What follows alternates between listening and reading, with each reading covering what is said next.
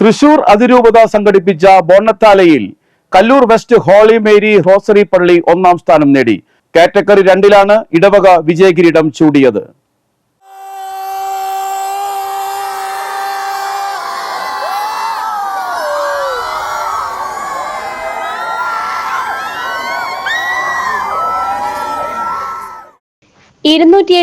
പാപ്പമാരും Christmas ക്രിബും സാന്താക്ലോസും അടങ്ങുന്ന ടീമാണ് മത്സരത്തിനായി അണിഞ്ഞൊരുങ്ങിയത്.